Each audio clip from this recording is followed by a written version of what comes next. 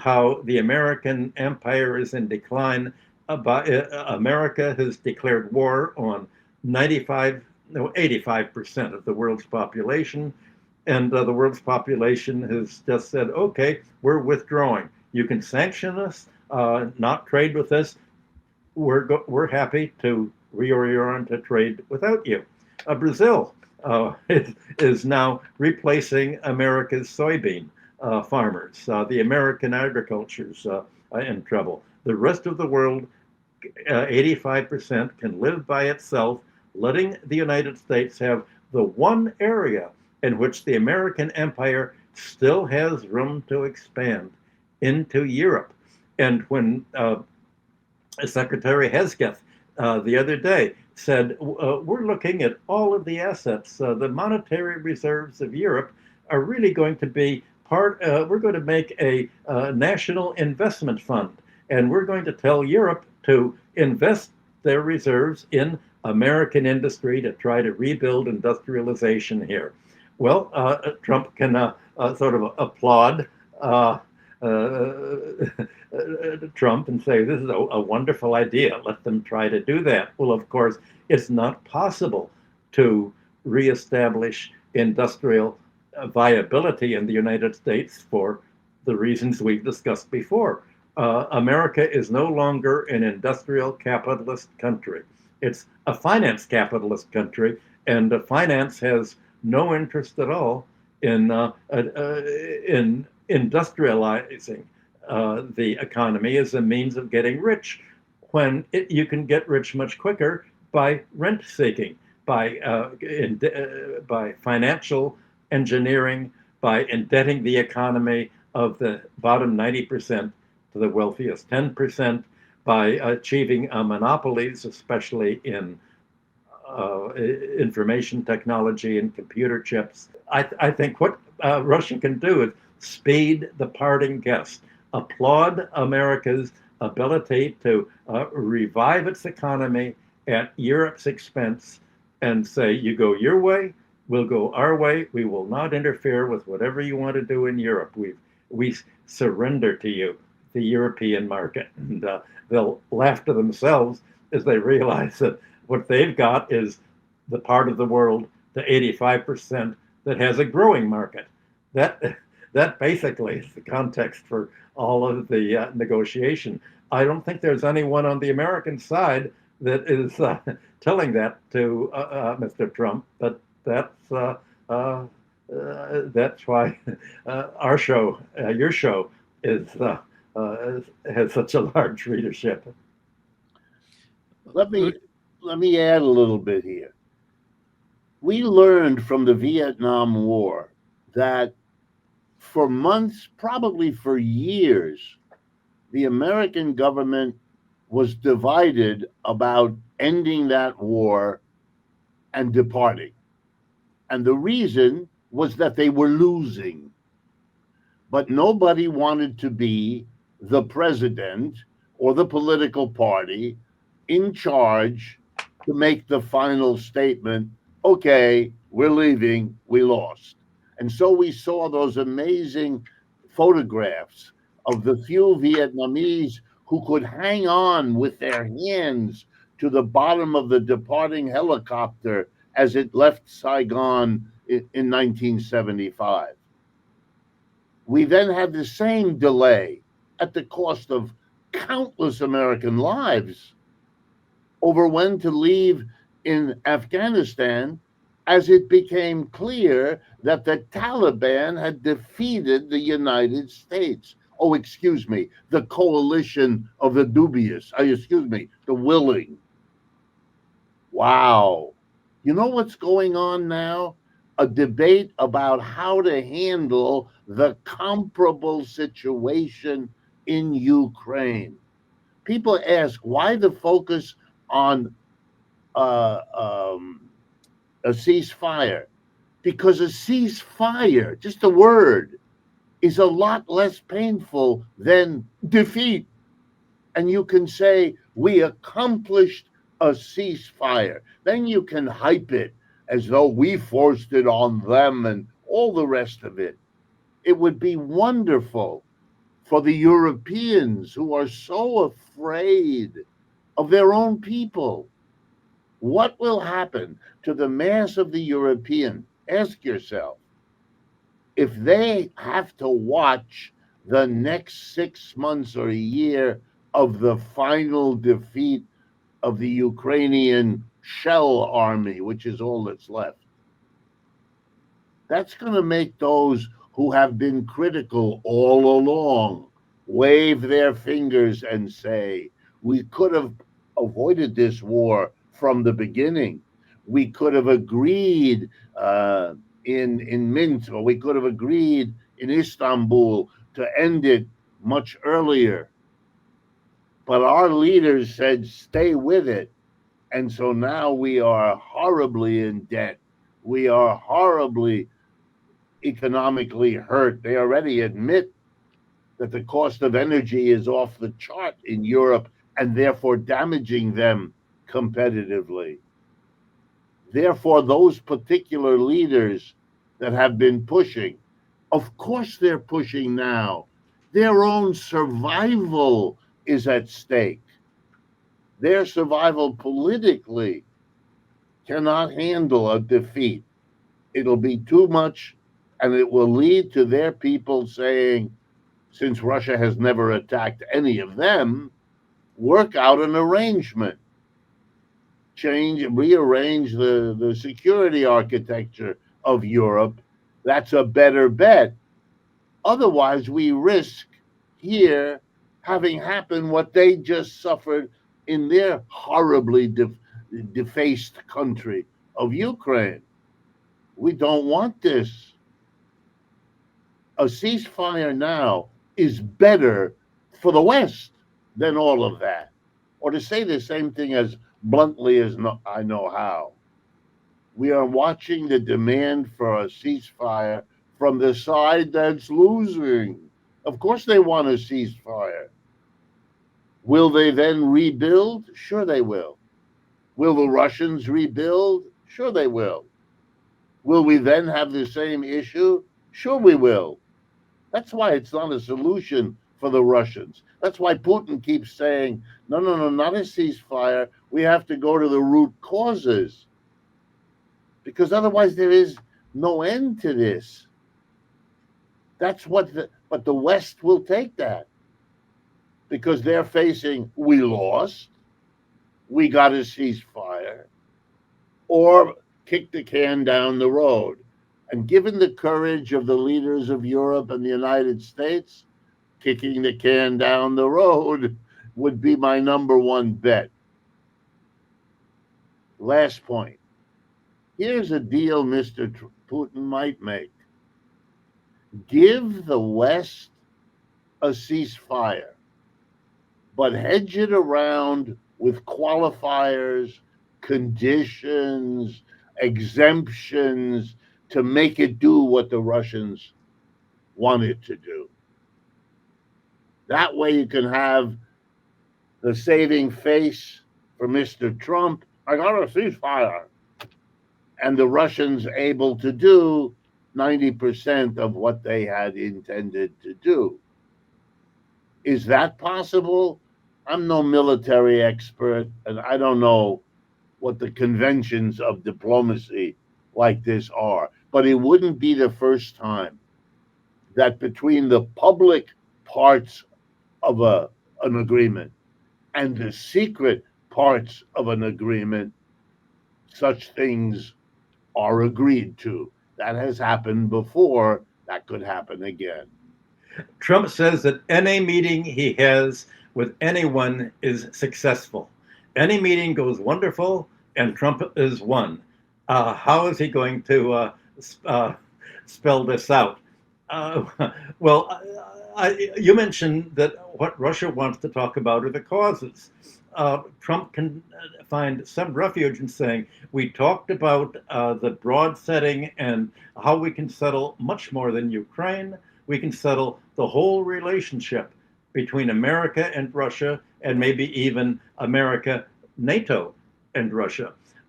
But the second meeting that will come up, and I'm sure this is going to be raised today, is a warning, is it's not only the causes that Russia wants to talk about. The Russian NATO antagonism goes far beyond Ukraine. We mentioned it, it's extended into the Caucasus with Azerbaijan and Armenia, with the U.S. control of the Zangur's corridor, threatening Iran. Is Zangezur, Michael. Zangezur corridor. Zangezur. Okay, thank Yeah. you. Threatening Iran and China's Belt and Road trajectory. So Russia is going to say, let's deal with. They're going to be. NATO is attacking us, and with U.S. support on many fronts. NATO's attacking our tanker trade in the Baltics. If they attack our tanker trade, we're going to have to wipe out their naval ports from which they're attacking our naval trade. The MI6 and the CIA apparently are engaging in terrorism against Russian oil tankers by putting bombs on the tankers, attaching bombs that explode and sink the tankers. There's been 2 or 3 tankers already that have been victimized by the terrorism. I think Russia has to move on that. Russia still has a repertoire of attacks beyond Ukraine that NATO have engaged in, such as all of the 12 or 13 biolabs that Ukraine, and I should say that NATO had placed in Ukraine to wage biological warfare on Russia. I think, Russia's strongest position is that NATO is a terrorist organization. America is a terrorist country. And Russia is defending itself. That's how I think Russia is perceiving this and is depicting it to its own people. Obviously, that's not going to be recognized at the meeting, but I'm sure that Russia's going to bring up the fact that in order to settle the crisis that Trump calls the Ukraine crisis is only an arena, the crisis is the whole orientation of U.S. policy to try to break up Russia ever since the 1991 disaster of the 1990s in Russia. That's really going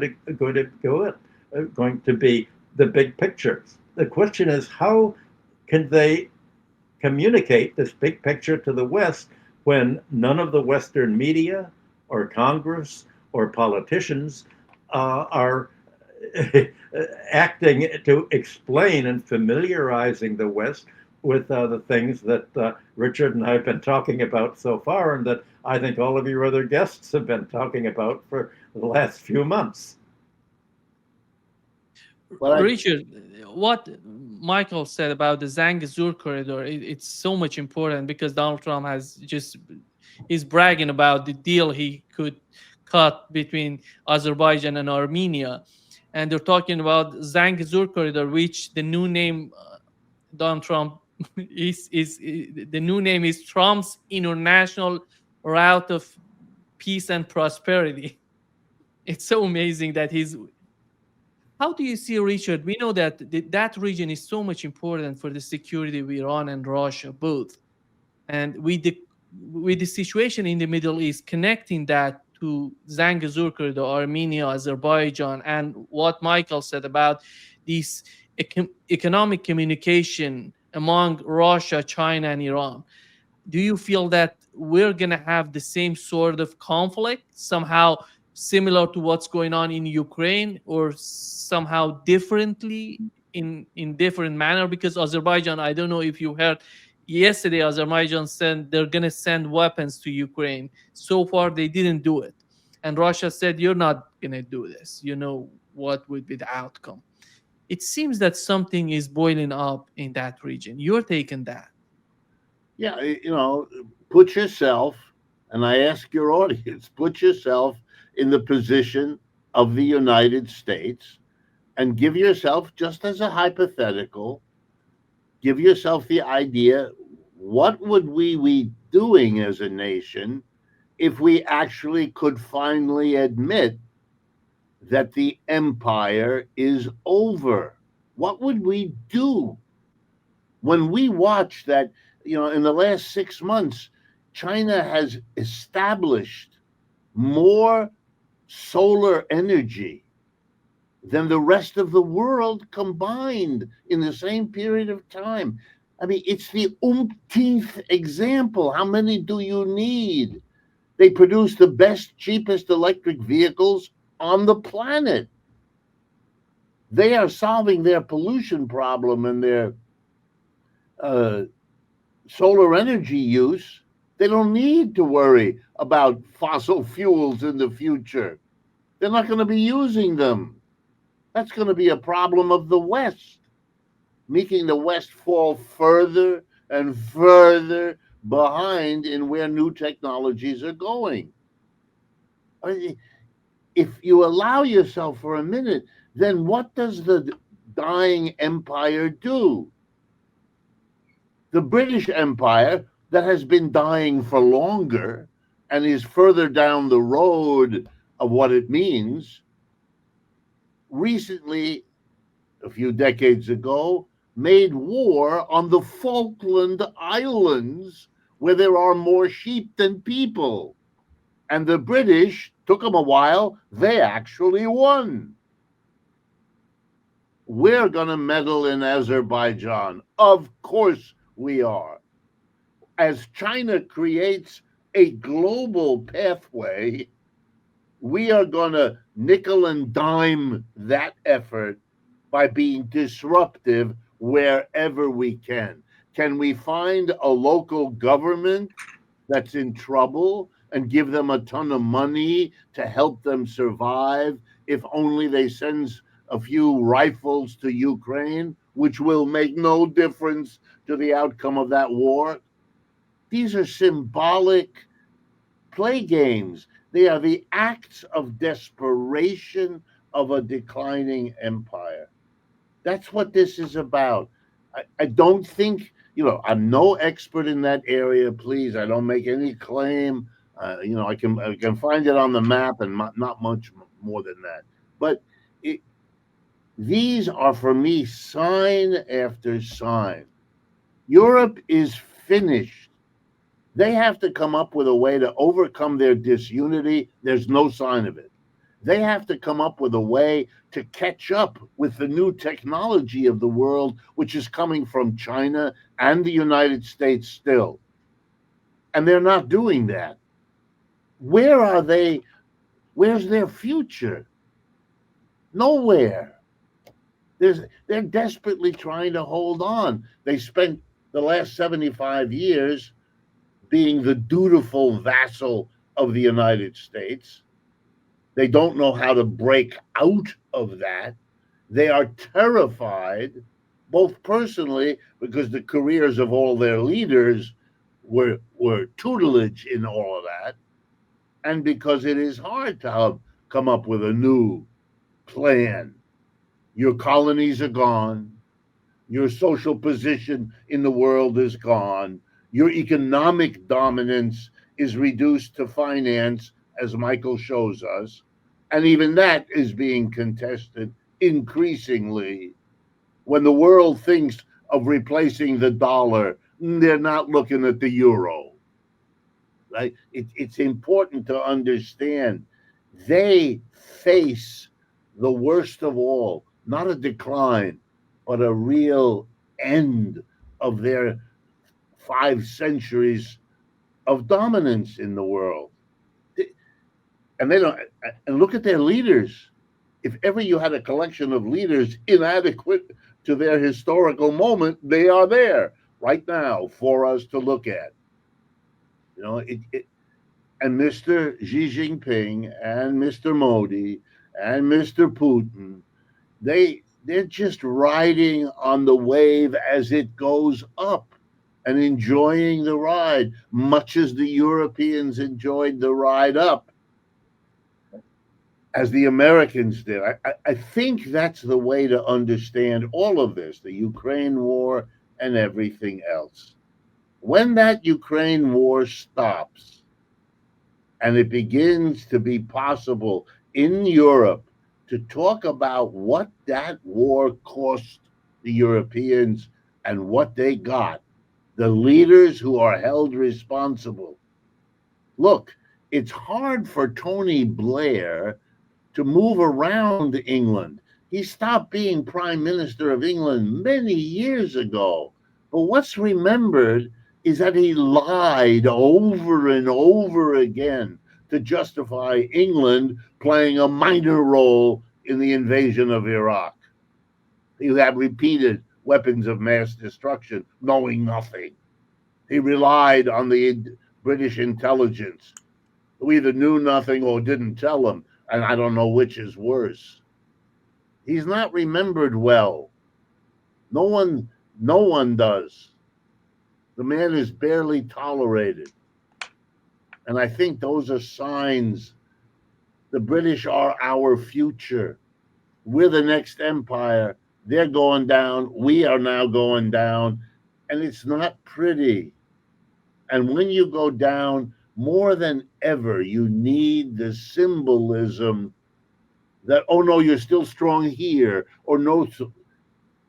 And if I could conclude, that's Donald Trump. He's the cheerleader.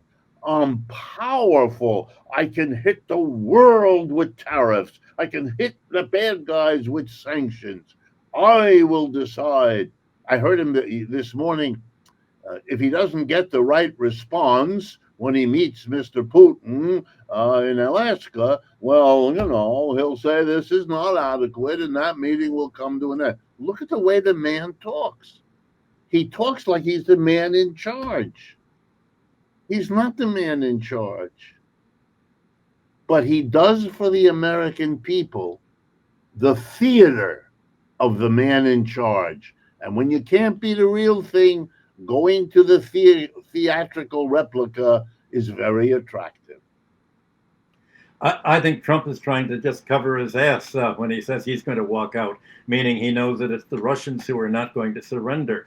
Regarding Europe, yesterday it was announced that the Alternative for Deutschland now polls higher than the Christian Democrats and Christian Socialists and the Social Democratic Party in Germany. So Merz is now been essentially rejected by certainly the German public.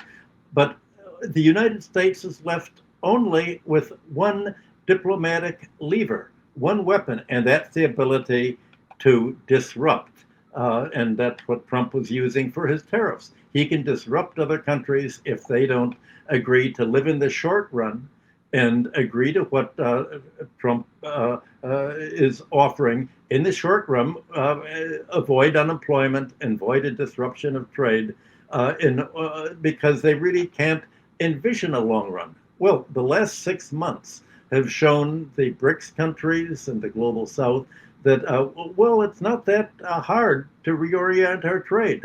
Look at Brazil and China. Look at the other countries that have been replacing the American market with others. And part of the disruption, of course, is as you pointed out, climate. The U.S. position is to support oil and fossil fuels as the wave of the future, and to oppose wind power, solar power, water power, everything that is not oil. And for the reason I brought up the Zangezur corridor is because this is an attempt to disrupt not simply Russia in the Caucasus, but Iran itself. Nima, you and I were talking before the show, and I wish you could explain what you explained to me about the role of Azeri in Japan. I think the Americans are hoping that if they can stir up a fight between the Azerbaijan and Russia, that somehow this will have an effect on the Azeri province of northern Iran, which is what 50 years ago at the Hudson Institute, American military people were talking about how to break Iran into its component parts. What's the relation between Azerbaijan and Iran as you see it? Yeah. Azerbaijan was part of Iran before all of this happening. That's why we have Azerbaijan in Iran. We have the country called Azerbaijan. But they were somehow hoping that they can bring these two parts together, make some sort of connection between the Azeri part of Iran in the northwest of Iran and the Azeri, the Azerbaijan, the country. But what has happened in the last, I would assume, in the last 20 years, the last 10 years, somehow the conflict that Iran was facing and the way that Azerbaijan was behaving, and lately with the attack on Iran, Israeli attack on Iran, going to Azerbaijan, then attacking Iran, it's somehow these people have no, they were before they were somehow feeling that because of the language, they're talking the same language, the cultural issue, the cultural connection between the two. But right now, it's all changed. And I don't know if the people in the United States, those people, policymakers, understand what's going on in Iran. It's some sort of, I would say, unity. It's unity is coming from within the society. You have in Iran, many people would assume that nobody knows. Many people don't know what is going on in Iran. Iran is kind of rainbow. You have Azeris, Kurds, Lurs, Persian, all together for centuries, for thousands of years, they were living each other. And many people don't know that we have a lot Jewish people in Iran. Go, it's all amazing to me when I talk with people. They feel that Iran is somehow, it's all political. Iran doesn't like this and that. But when it comes to Azeri and Azerbaijan, Michael, I think the main issue for Iran is the security and the connection between Iran and Russia and China. Because Iran has warned Armenia as well, said, you're going to, in that direction, you're going to disconnect us from Russia and China. You're going to face a lot of issues. We're going to go after you. We're going to talk to you differently. And it seems to me somehow the Trump administration feels that they can do something in that region. But it's not just about Iran. It's about, as you've mentioned, Iran, China, and Russia. I don't see they can somehow manipulate the way that they did in Ukraine, because Armenia and Azerbaijan are aware of what's going on, because Russia was talking with Azerbaijan. Iran is communicating with both Azerbaijan and Armenia. If you go to that direction, we're gonna teach you to behave, because we want a better relationship with you. This is the way that I see what's going on in that region. Your understanding could be helpful, Michael, in the way that you see economically how the economic issues and the connection between the countries would finally decide about the security of the region. Well, if I could just jump in, here's a very short lesson in geography. They're all over there. Of course, the Azeris, the Armenians, they have to come to terms with their immediate environment, which is Russia, Iran, the Belt Road Initiative, China, India.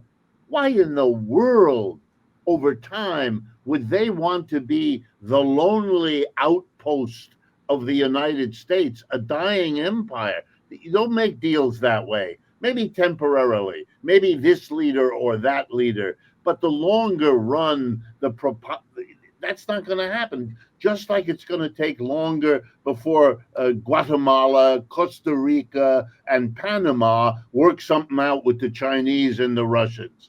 That's going to be a slow, careful, because they have to deal with their enormous vulnerability to the United States in the way that Mexico and Canada also have to. It's not that they can't do some things. The Canadians are now opening up relations with China very quickly and very importantly, with aluminum and lumber and all kinds, very important. but still they work very slowly and they're very nervous about what they have to come to terms with a 2,000-mile border or 3,000-mile border with that country. And I think you're going to see the same thing. The logical next step for countries in the Caucasus is either to ally themselves with the BRICS, which some are doing, or to become one of those countries that plays the dying empire and the arriving empire against each other. We're everybody's friend. We'll send the next mission that we need to help build a railroad in our country. We'll send it to London and New York, but instead of coming home after that, they will fly directly to New Delhi or Beijing or that. And who's going to give us the best deal? I already have noticed and followed, because of my interest in Africa, that many of the railroads being built in Africa now are being built by the Chinese. But that was after those people sent a mission to the West, said, we want help for this railroad. What can you do? And they got offers. And then they went to the other side and they got offers. And guess what? The offers coming from the BRICS, I want to remind everyone, the BRICS is now a bigger, richer unity of economic strength than are the G7. So, of course, it should surprise no one that a better deal can often be offered by the other side. And so the railroad will be built by the Chinese. And I think that's going to be the strategy in the end, that Armenia will likely follow, that Azerbaijan will likely follow, and that even if the politics opens up, Iran itself will follow. There's a social dimension that Nima alluded to that explains the West's failure to understand what's happening. The West has always been strongly racist. The American government officials cannot imagine a multi-ethnic society. You're having Trump basically declare war on immigrants. You've had the whole of American history being a fight against the indigenous population, including my ancestors in the Chippewa tribe. All of the Western colonialism has been racist, and the last thing that they could even imagine is multi-ethnic. Russia is a multi-ethnic society and multi-religious. The Iran is multi-ethnic, and I've known many Iranian Jewish leaders who have prominent positions in Iran. They don't have any problem being multi-ethnic. It's the West that is trying to play the race card, the ethnic divisions, trying to stir up and set and interfere with the whole rest of the world's multi-ethnic bit. And I've got to say, this is what Roman Christianity is all about. It's to hate people who are not part of your group. This is what made the Roman Church so break away from the Orthodox Christian Church in Constantinople, in the East, in all of the other 5 patriarchates. Basically, the Romans declared any population that's not part of our religion is the enemy. That's the whole background of the mentality that you're seeing in Israel today, and any of the whole Western sphere. They don't understand the West, and in a way, this intolerance of multi-ethnicity is a cohesive factor in organizing the rest of the world, saying we can work together. The only people that we cannot work with are the West that do not accept us because we're not their ethnicity, we're not their religion, and they've declared a religious and almost ethnic war. That's the whole history of the British Empire, the French Empire, the German Empire, the American Empire, and the whole West going back to medieval times. Yeah, and it is.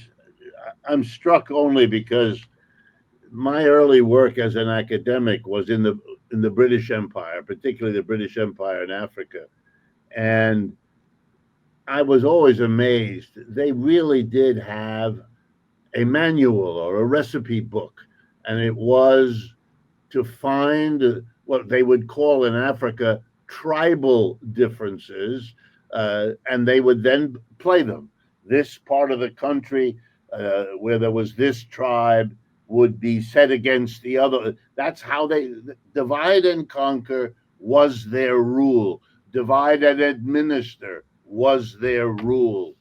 And so, yeah, they've done that with, the imperialism and colonialism just gave them a global platform upon which to practice their politics.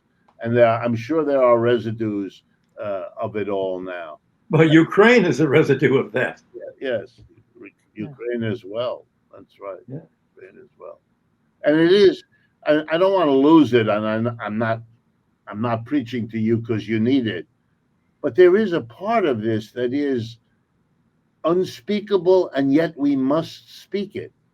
The people of Ukraine have been sacrificed here. You have seen the United States, the Europeans, the Russians, and the Ukrainian leaders work together to ravage that country. I mean, look, here's the only thing one can say that against that, which I know people won't want to hear. But at least the Russians have not done to Ukraine what the Israelis have done in Gaza. They didn't go in and destroy Kiev, the center of the other society, and reduce it to rubble. They haven't declared their goal to be having the Ukrainians out of Ukraine, which is, if you think about it, an extraordinary moment. Because we are constantly looking at the Ukraine war with the Gaza story in our minds as if they were each a lens for looking at the other. And we get upset, and I understand it, if a Russian missile gets to Kiev and there are a dozen people killed. But they don't kill in a month what is killed in two days in Gaza. And in the end, not that the numbers are crucial, but the scale of what's going on. It's a message to the whole world of what vulnerability we are on from ourselves as a species, that some of us could be doing what we are doing, could sit there now 3.5 years into the war in Ukraine of this endless destruction of their, electric facilities, the things that have been the targets of Russian response, or by that matter, targets of the Ukrainians, because as people don't seem to understand, the territory captured by Russia, which is now 25% more or less, if I understand correctly the map, the Ukrainians bomb that area. So now the Ukrainians that have been pushed to westward are bombing their own country that was taken by the Russians. So that in those areas, you have destruction the Ukrainians have caused to their own, what they want to think of as their own country. Well, then to the Ukrainians, the Russian speakers are Gaza. And to America, the whole rest, 85% of the rest of the world is Gaza.